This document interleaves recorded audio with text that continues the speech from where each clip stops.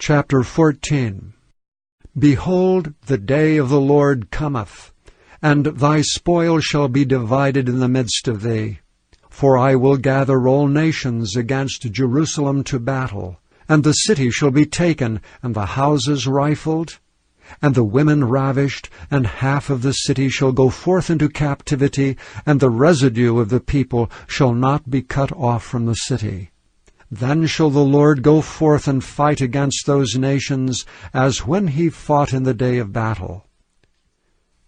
And his feet shall stand in that day upon the Mount of Olives, which is before Jerusalem on the east, and the Mount of Olives shall cleave in the midst thereof toward the east and toward the west. And there shall be a very great valley, and half of the mountain shall remove toward the north, and half of it toward the south.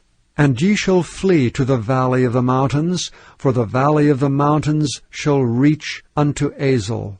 Yea, ye shall flee, like as ye fled from before the earthquake in the days of Uzziah king of Judah. And the Lord my God shall come, and all the saints with thee.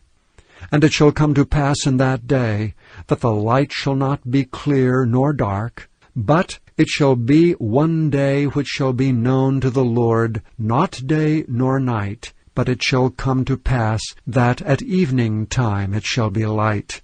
And it shall be in that day that living waters shall go out from Jerusalem, half of them toward the former sea, and half of them toward the hinder sea.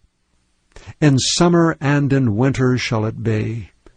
And the Lord shall be king over all the earth. In that day shall there be one Lord, and his name one. All the land shall be turned as a plain from Geba to Rimmon, south of Jerusalem. And it shall be lifted up, and inhabited in her place, from Benjamin's gate unto the place of the first gate, unto the corner gate, and from the tower of Hananeel unto the king's winepresses. And men shall dwell in it, and there shall be no more utter destruction, but Jerusalem shall be safely inhabited. And this shall be the plague wherewith the Lord will smite all the people that have fought against Jerusalem. Their flesh shall consume away while they stand upon their feet, and their eyes shall consume away in their holes, and their tongue shall consume away in their mouth. And it shall come to pass in that day that a great tumult from the Lord shall be among them. And they shall lay hold every one on the hand of his neighbor, and his hand shall rise up against the hand of his neighbor.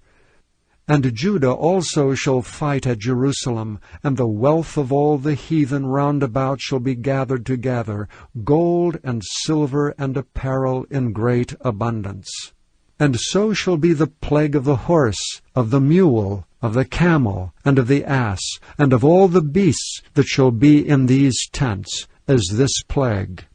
And it shall come to pass that every one that is left of all the nations which came against Jerusalem shall even go up from year to worship the King, the Lord of hosts, and to keep the Feast of Tabernacles. And it shall be that whoso will not come up of all the families of the earth unto Jerusalem to worship the King, the Lord of hosts, even upon them shall be no rain.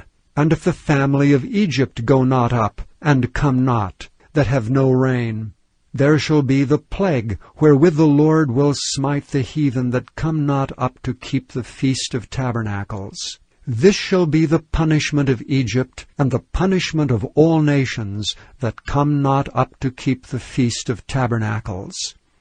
In that day shall there be upon the bells of the horses holiness unto the Lord. And the pots in the Lord's house shall be like the bowls before the altar. Yea, every pot in Jerusalem and in Judah shall be holiness unto the Lord of hosts, and all they that sacrifice shall come and take of them, and see therein. And in that day shall be no more the Canaanite in the house of the Lord of hosts.